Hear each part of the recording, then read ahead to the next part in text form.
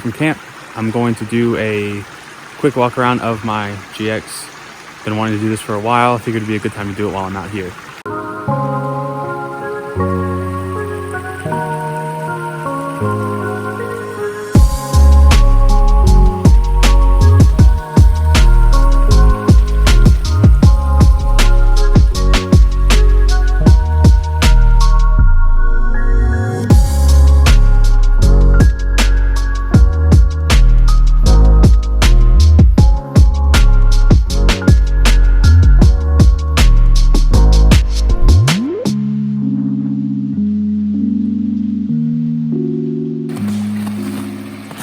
So I'm out here in the mountains doing some camping. This is actually my first ever, I guess, big camping trip with my GX.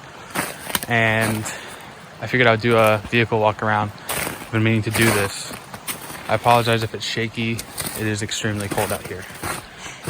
So just to start with the vehicle, it's a 2005 GX470. I believe it hit 295,000 miles on the way out here. It's missing more paint than it has left, but it is an incredibly solid vehicle. So the first thing I did, aside from maintenance, I'm not going to get into all that, but it's got a 2.5-inch Dobinson's lift with JBA upper control arms. It has StopTech brake lines, GX460 upgraded brakes. It's got level 8 MK6 wheels, which I guess were very cheap at the time. I really don't like them, but they were very cheap. It's got 265, 70, 17 Cooper Discover all-terrains.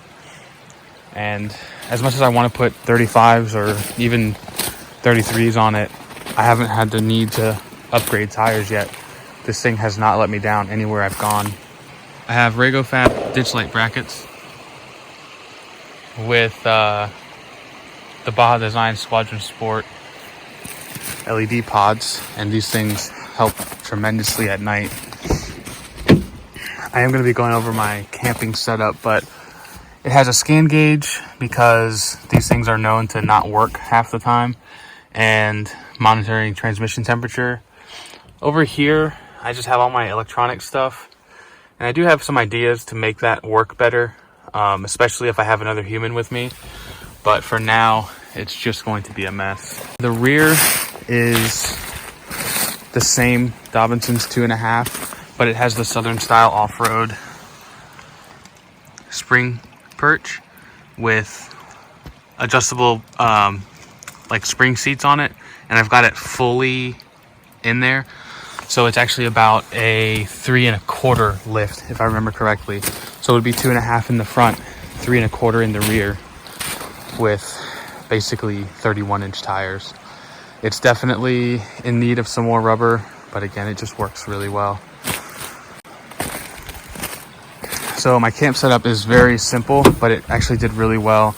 I leave this side open so I can enter here. I can sit on the seat, and I tried to change my clothes in here, but there's just not enough leg room for me to change pants and stuff. But I leave the seat here so I can sit, and then I get onto my bed. I've got a cot here, and I'll get into that in a second, but I sleep on this cot in here, and it sleeps like a hotel. Somewhere along my journeys, I found this giant piece of wood, and I set it on the floor and drilled holes in it so the cot legs can go into it, so it fits over the back seat that's folded down. And I just moved that front seat forward a bit, and I'm 6'3", and I sleep in this thing extremely comfortably. And here's a view from the back. I've got room under the cot where I had firewood, and I've got my stove and some other stuff in there that's actually out right now.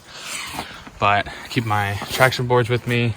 I've got 5.5 gallons of purified water, toolbox, and I'd like to set up this side to be able to have at least one other person with me.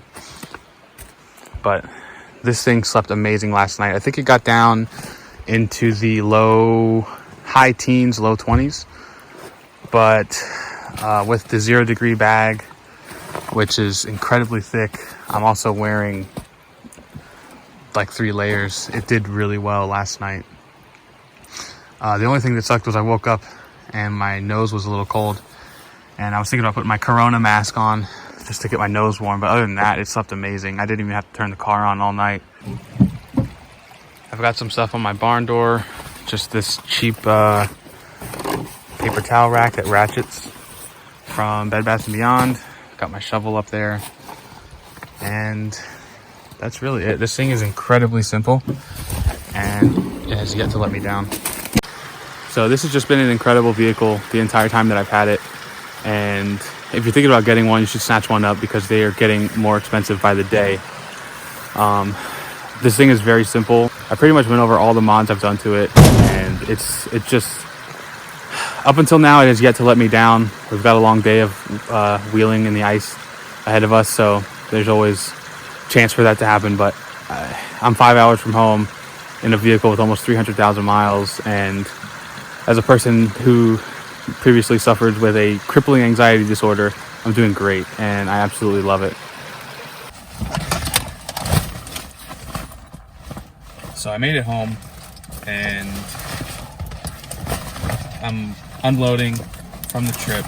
What I said at the end of when I was recording at camp was there's still a lot of time left today for this vehicle to let me down. And it did the exact opposite of that. We got into some situations that I honestly didn't think that we were going to get out of by ourselves, at least. I thought we were going to have to literally walk out and call for help because we didn't have cell service. Without getting too far into it, this vehicle is incredibly simple. It doesn't have a lot done to it, and as much as I feel like I should be doing more to it, it proved to me that I don't need anything else than what I have. I wouldn't choose to be in another vehicle yesterday or any day as far as what we got into, but I'll just say that this thing did incredibly well, and I will get more into it next week. Same time, same place. The video from the trip should be going up. Thank you.